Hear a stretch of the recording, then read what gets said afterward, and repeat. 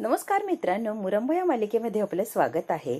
रेवा आता दारू पिऊन घरी आलेली असते आणि घरी येते तर ती गपचूप येत नाही, अगदी बडबड बडबड करतच येत असते. सकाळ झाली लोकांनी दार काने उघडलं, आता बेल वाजवायला जाते. रेवा म्हणते नाही नाही नाही नाही रेवा, बेल वाजवायची नसते. घरातले सगळे झोपले असतील ना, मग बेल वाजवायची नाही. हे पहाट झाली तरी सगळे झोपलेले, काय लोक हे. रेवा आता इतकी दारू प्यायलेली असते, म्हणते मी चावी खोलून जाते आतमध्ये. चावी खोलते आणि मग आतमध्ये जाते. Smart Reva, smart. चावी खोलूनच आतमध्ये जा. आतमध्ये जेवढं सामान आहे तेवढं रेवा बाहेर टाकून देत असते सोफ्यावर आणि चावी शोधत असते. रेवाला चावी सापडलेली असते आणि वरून कपडे जे घड्या घातल्यात ते कपडे घेऊन खाली अक्षय आणि रमा येत असतात जिन्यातून. अक्षय रमा बरोबर हॉलमध्ये आलेले असतात. अक्षय रमा आता खाली आलेले असतात. अक्षय म्हणतो चल आज रेवा नाही, तू माझ्या रूम मध्ये चल. रमा म्हणते नाही, ती कधी येऊ शकते, मी काही येणार नाहीये. दोघे आता दोन दिशेला चाललेले असतात. थोडेसे लांब जातात, परत माघारी बघतात आणि आता फायनली दरवाजा उघडलेला असतो. जोरात अशी किंचाळते ती. अक्षय आणि रमाला कळतं की आता ही रेवा घरात आली. अक्षय पटकन पळतो आणि किचन मध्ये जाऊन लपतो आणि रमा तिथेच खाली हे झालेली आहे. आता बाहेर आलेली असते, दार उघडून परत बाहेर येते आणि बाहेर बडबडत असते. तिला इतकी चढलेली असते की तिला काही कळतच नसतं. मी आत गेले की बाहेर गेले हेच तिला कळत नसतं. म्हणते हे घर असं कसं झालं, भिंतीच नाहीये घराला, ओपन घर कसं झालं. ते आता बाहेर उभी असते आणि ती म्हणते ओपन घर कसं झालं. गॉड, मी घरात यायचं तर मी कुठे आले, कोणाच्या घरी तर नाही आले ना मी. एकटीच हसत असते रेवा. तिचा आवाज काढते, मी याव करते आणि आता कुठे आतमध्ये यायला लागलेली. अक्षय आणि रमा आता चोरून बघत असतात या रेवाला. त्या धडपडते, त्या डायनिंग टेबलच्या त्या खुर्च्या असतात त्याला धडपडून जोरात त्या खुर्चीचा आवाज झालेला असतो. स्वतःच मियाव करते, जणू काही मांजर चाललीये घरात. स्वतःलाच म्हणते रेवा आवाज करायचा नाही, या अजिबात आवाज करायचा नाही. सगळी झोपली आहे ना, झोपू द्यायचं. म्हटलं कोणी जागं झालं तर करायचं काय, त्यापेक्षा आवाज करायचा नाही. स्त्रीसारखं हळू जायचंय आपल्याला. अक्षय तर आम्हाला खुणावत असतो की निघून जा इथून, निघून जा. मांजरीसारखी मियाव करत एक एक पाऊल पुढे टाकत असते आणि स्वतःच हसत असते. हातून आता ती पर्स पडलेली असते खाली. घेण्यासाठी तिला खाली सुद्धा वाकायला येत नसतं. घेताना पटकन अशी ती खाली पडलेली असते. आऊच असं म्हणते, ती पर्स उचलते आणि पायातनी चप्पल निघून जाते. चप्पल घालण्याचा प्रयत्न करते, तिला रमा दिसते. आता इतकी हसायला लागलेली असते ही रेवा, इतकी हसायला लागलेली असते. रमा त्या सोफ्याच्या मागेच लपलेली असते आणि तिला उठताही येत नाही ही आली म्हणून. ही बरोबर तिच्या जवळ जाऊन पडलेली असते. आता रमाकडे बघते आणि रेवा हसत असते. माझ्यासमोर उभी आहे म्हणून जोर जोरात ही रेवा हसत असते. बसलेली आहे आणि परत जोर जोरात हसायला लागलेली असते. अगदी वेडी झालेली असते ही रेवा. रमाला कळतच नाही हिला नेमकी काय होतंय. हसत असतो की ही टल्ली झाली आहे, टल्ली येईल काही सुचत नाहीये. अक्षयला इतकं हसायला येत असते ह्या रेवाची अवस्था बघून. जोर जोरात ही हसत असते. फक्त माझ्यासमोर ही बसलीये, माझ्यासमोर बसलीये. तिला आता मजा येत असते. मस्तपैकी तो बघण्यात आता मग्न झालेला असतो. वा, आता रेवाची गंमत बघायला खरंच छान वाटणार. ते म्हणतो अगं जा, तिला काही कळत नाहीये, जा. आता उठते आणि दुसऱ्या सोफ्याच्या मागे जाऊन लपते. रेवा आता विचार करत असते की समोर रमा बसलेली आहे. दारू जास्त झाली त्यामुळे तुला रमा दिसतीये, ती स्वतःलाच बोलत असते. आता परत आता ही रेवा असते, ती परत बघायला लागते तर आता तिला रमा दिसत नाही. मगाशी बघितलं तेव्हा रमा दिसत होती आणि आता बघते तर रमा दिसतच नाही. तेव्हा आता हसत असते. हसता हसता स्वतःला सावरत ती आता उठलेली असते त्या जागेवरून. नाही इथे मला वाटलं रमाच आहे आणि एकटीच हसत असते. मला दारू जास्त झालीये म्हणूनच मला रमा दिसते. गेला आता लात मारत असते की रमा बसली होती ना तिथे, मला लात मारत असते. शुक करत असते. रूम मध्ये चाललेली असते तर रमा परत दुसऱ्या सोफ्याच्या मागे लपलेली दिसते. आता इथे लपलेली दिसली, आता इथे दिसतीये बसलेली. जोरात ती धडकलेली असते की टेबलचा आवाज झालेला असतो. खूप जोरात आवाज झालेला असतो. आता पडलं आणि जोर जोरात किंचाळत असते. आता आवाज देतो, ए रेवा ए रेवा. ही लगेच येस बेबी करत माघारी बघते. तिथून पळालेली असते. तेवढ्याच वेळात रमा लगेच तिथून गायब होते. तिसऱ्या सोफ्याच्या मागे जाऊन लपते. येते मी, या रमाकडे बघते. लपाछपी खेळती ना रमा, तिच्याकडे बघतीच मी. रमाकडे लपाछपी खेळती, तिच्याकडे बघायलाच लागणार म्हणून ती बघत असते तर रमा परत गायब झालेली असते. अक्षय तर बघतो, रेवा जेव्हा बघते तेव्हा रमा तिथे नसतेच. तर ही शोधत असते. वाकून शोधायचा प्रयत्न करते. तिला उभंही राहता येत नसतं तरी सुद्धा वाकून ती आता प्रयत्न करत असते. हळूहळू इकडून शोधायचा प्रयत्न करते, तिकडून शोधायचा प्रयत्न करते. तिला माहिती लपाछपी चालली की काय. नाचत आता ही रेवा शोधत असते. सोफ्याची तिथे धडपडत येते, तिथे रेवा नसतेच. तिकडून असेल म्हणून इकडून शोधते. रेवा शोधत असते. रमाला असं वाटतं की ही अजून का नाही आलीये म्हणून. रेवा माझ्यापर्यंत पोहोचली नाही म्हणून रमा आता डोकावून बघत असते. आता चाललेली असते. धडकन धडकते या रेवाला. पळून चालायला लागलेली असते पण रेवाला ती धडकते आणि रेवा त्या खुर्चीवर जाऊन पडते आणि रमाच्या हातातले सगळे कपडे इकडे तिकडे पडलेले असतात. रेवा जोरात अशी किंचाळलेली असते. आता इतकी जोरात किंचाळी की घरातली लोक जागी होणार म्हणजे होणारच. एक चादर घेतलेली असते, रेवाच्या अंगावर टाकलेली असते. चोर जोरात किंचाळते. आता घरातली सगळी जागी झालेली असतात. चोर आला म्हटल्यावर काय सगळी जागी होतात. आता मात्र रेवाची अवस्था घरातल्या सगळ्याच लोकांना कळणार असते. इतकी दारू प्यायलेली रेवा आणि या वेळेला घरात येतेय आता रेवा जी गुपचूप घरात येणार होती ती रमामुळे सगळ्यांच्या समोर आलेली असते. विने कुंडी पकडलेली असते, कुंडीची डोक्यात घालणार असतो चोराच्या. आनंद म्हणतो गदाधरी भीम शांत शांत शांत, चोर बघा कोण आहे. बघतात तर काय ती रेवा असते. सगळी घरातली मंडळी बघून आता रेवा चक्कच झालेली असते. वा सगळे आलीत. काय म्हणतात वेताच्या फ्लॉवर पाटने चोराला मार लागणार आहे का काय रे, का गिफ्ट देतोय. अहो काका हे शटअप आभ्या, काय करतोय सिच्युएशनला एवढं तरी कळतंय का. रेवा काय चाललंय रेवा, तरी बोलायला लागलेली असते. हे काय करून ठेवलंय, काही कळतंय का, कपड्यांचा सेल लावलाय का, अगं सगळ्या घरात कपडे झाले, काही कळतंय का रेवा. आनंद म्हणतो काय अवस्था करून टाकली घराची, काय अवतार केलाय ग. या घराची बहुराणी स्वप्न बघते ना, बहुराणी बनायचंय का गे, तू बहुराणी कधी झालीस. चोर जोरात ओरडते इथे कोण आहे, इथे कोण आहे. मयुरी दारू प्यायल्याचा वास येतो. मयुरी म्हणते ती खूप दारू प्यायली आहे, इतकी दारू प्यायली. आणि रेवा म्हणते की तिकडे तरी कोण आहे, तिकडे कोणतरी आहे. मियाव मियाव करते. आता सगळ्यांच्याच लक्षात आलेलं असतं की रेवा भयंकर अशी दारू प्यायलेली आहे, तिला अजिबात काही सुचत नाहीये. तेव्हा काय बोलते दारूच्या याच्यात तिची भाषा तिला सुद्धा कळत नसते. सगळ्या घरात कपडे पडलेले असतात आणि घरात कोणीतरी आहे असं म्हणत असते. ते मांजर आहे मांजर. मला इतकं हसायला येत असतं, इतकं हसायला येत. आणि शशिकांतला काय चान्सच मिळालेला असतो. या रेवाला झापण्यासाठी आयता चान्स मिळालाय आणि शशिकांत काय आता हा चान्स सोडत नसतात. आता रेवाची चांगली ती शाळा घेणार यात काही शंकाच नाही. शशिकांत तिच्याकडे बघत असतात आणि हसत असतात. ते म्हणतं वा वा वा वा वा. ते मी असं बाहेर गेले होते, आतमध्ये गेले होते, मी बाहेर गेले होते ना, म्हणजे मी आतमध्ये गेले होते ना. मांजर मला अशी अशी रवा होती, अशी अशी अशी अशी अशी येत होती. मी बघितलं ना मांजरीसारखी. म्हणतात अशी सापासारखी.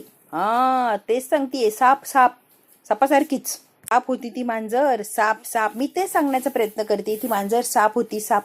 मी स्वतः बघितली, इथे तिथे तिथे तिथे सापच होती ती मांजर. मी बघितली, स्वतः डोळ्याने बघितली मी ती साप मांजर. आता ही रेवा काय बडबडत असते तिचं तिला कळत नसतं. पण घरच्या प्रत्येक माणसाच्या लक्षात आलं की इतकी दारू प्यायली की हिला उभा सुद्धा राहता येत नाहीये. अगदी वेड्यासारखं वागायला लागली ही.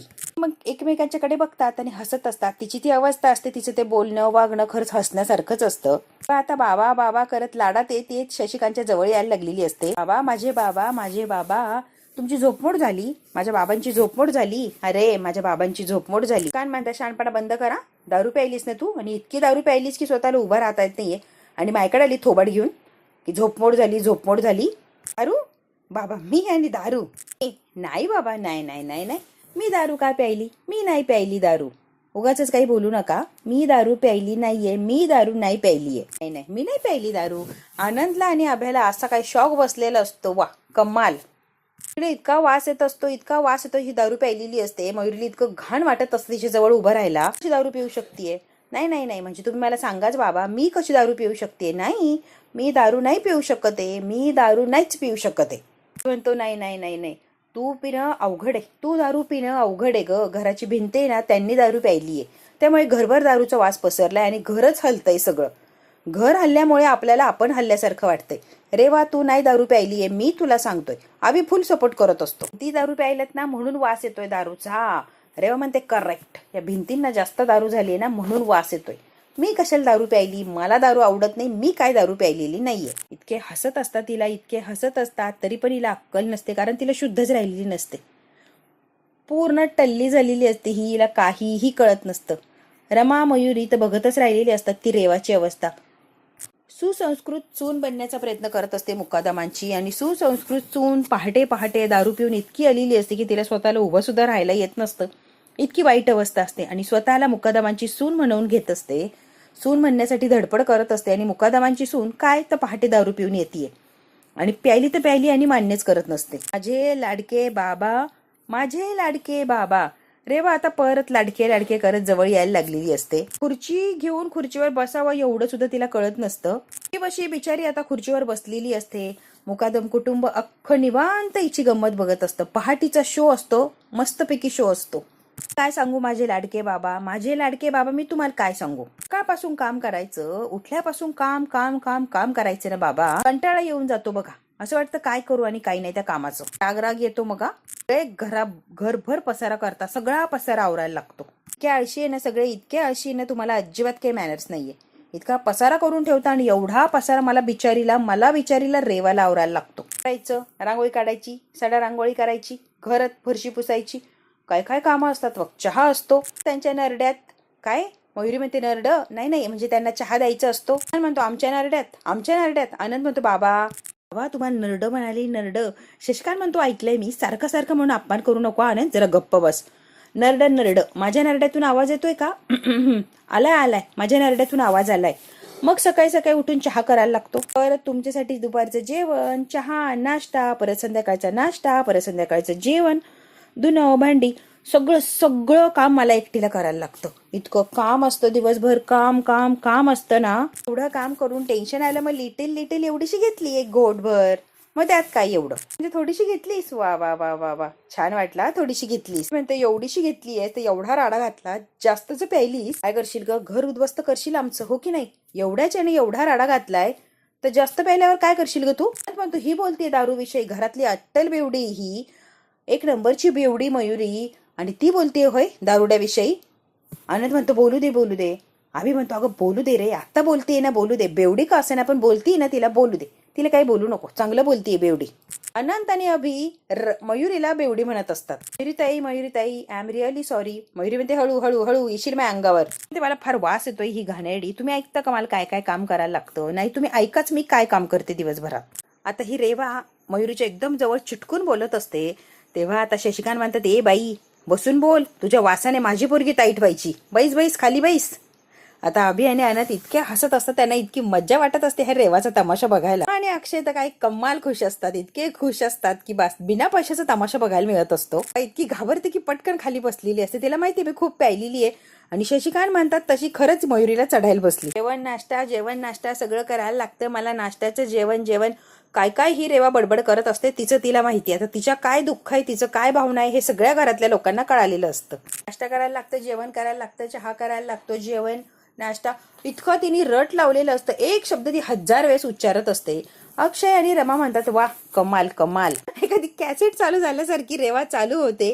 रात्रीचं जेवण नाश्ता, चहा नाश्ता, जेवण नाश्ता, जेवण काम, इतकी ती कॅसेट रिपीट करत असते. माझं सोनू, माझं गोंडू, माझं सोनू. आता अक्षयच्या अंगावर चाललेली असते. अक्षय इतका घाबरतो आणि माघारी येतो. तो काय करतेस रेवा, कळतंय का? चल माघारी चल, समोर नको, चल रेवा, सगळे मागे हो. तुझ्या बरोबर आहे ना मी, म्हणून या लोकांची खरकटी काढतीये, नाही तर मी काहीच केलं नसतं. तू माझ्या बरोबर असावा कायम, म्हणून मी एवढी कामं करते. यांची जेवढी कामं करते ना, तुला काय सांगू अक्षय.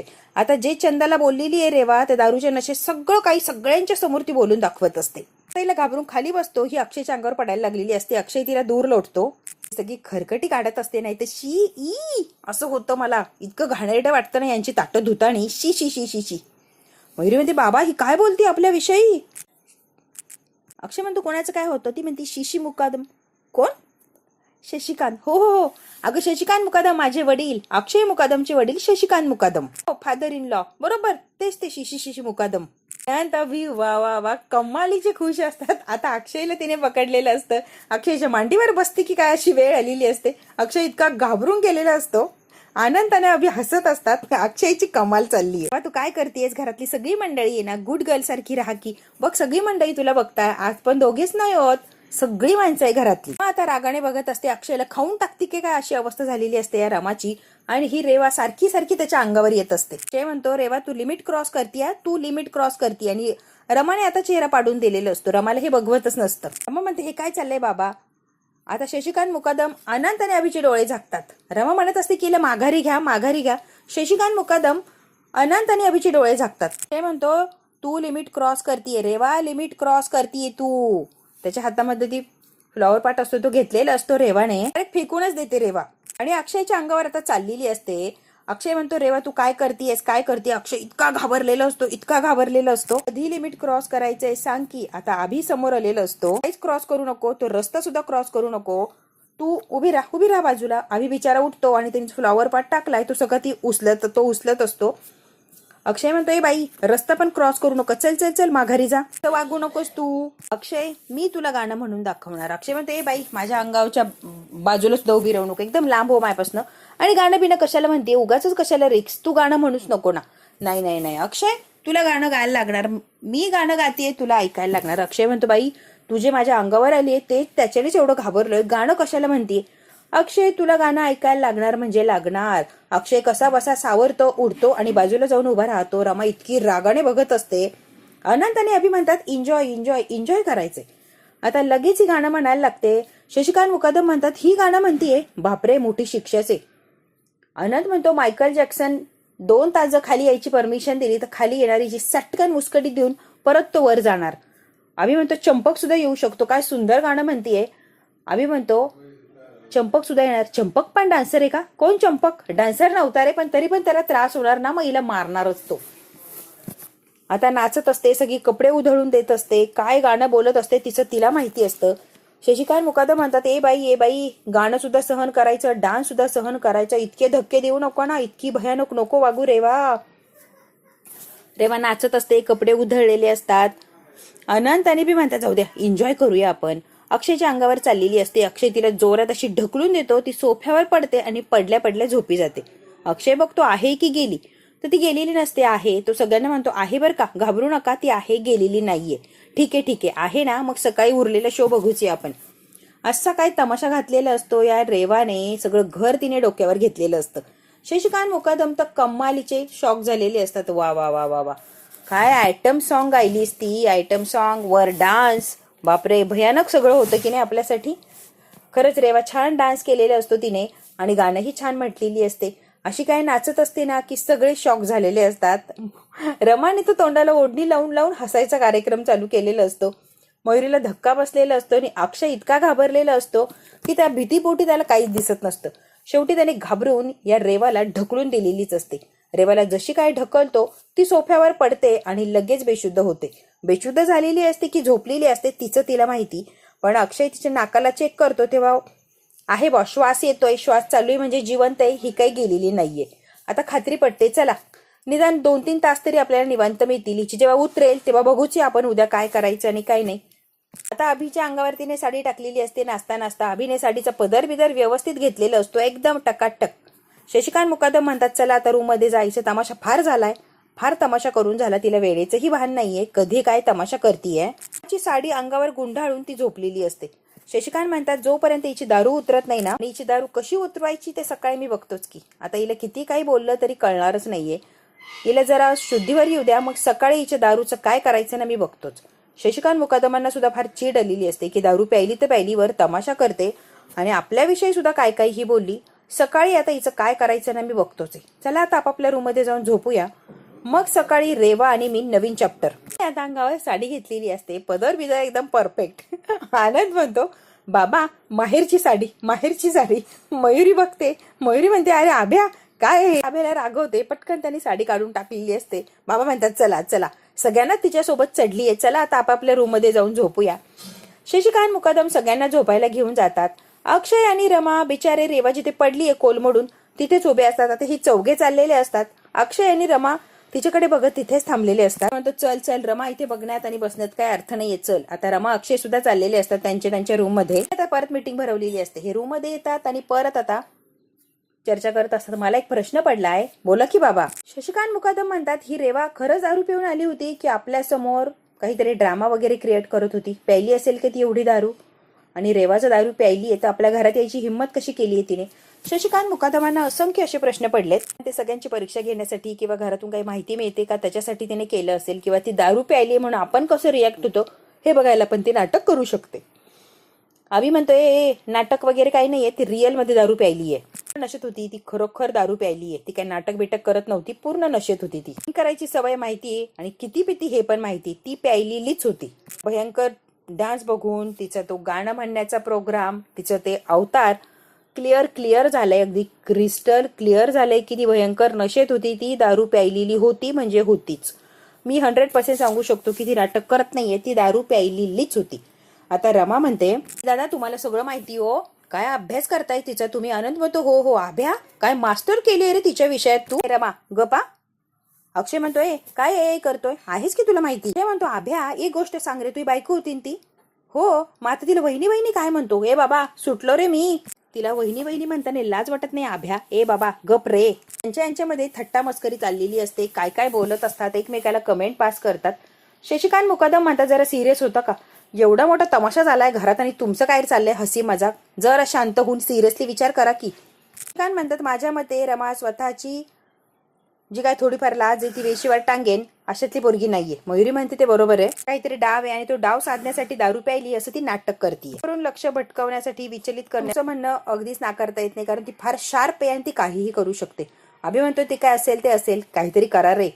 अक्षय म्हणतो कसे ना आपण तिला मोकळीक दिली ना म्हणून शेफारली आणि डोक्यावर बसलीये, तिला आता शांत करायला लागणार. आणि म्हणतात रात्री अपरात्री असं रस्त्यावरनं भटकणं, इतक्या उशिराने घरी येणं, तेही इतकं दारू पिऊन की तिला चालता सुद्धा येत नाहीये. योग्य आहे का? मला अजिबात पटलेलं नाही. नाटकं करायची घरी बसून करा की. तिला कुणी सुद्धा गेलंच असतं की. आनंद म्हणतो आभ्या गेला असता मदतीला, 100% आभ्या गेला असता मदतीला. म्हणते बाबा चिडचिड होतीये, राग येतोय, मान्य समजू शकते मी, पण आता चिडचिड राग व्यक्त करून काही होणार आहे का? त्रास होणार आहे. तिला तर काही कळतही नाहीये. त्या सकाळी उठली की मी असं बेजबाबदार कृत्य परत करणार नाही वगैरे वगैरे वगैरे ती सगळी गुडगल होणार आणि काय काय बोलणार बघतच राहा तुम्ही. उद्या काय शिक्षा द्यायची ती द्या.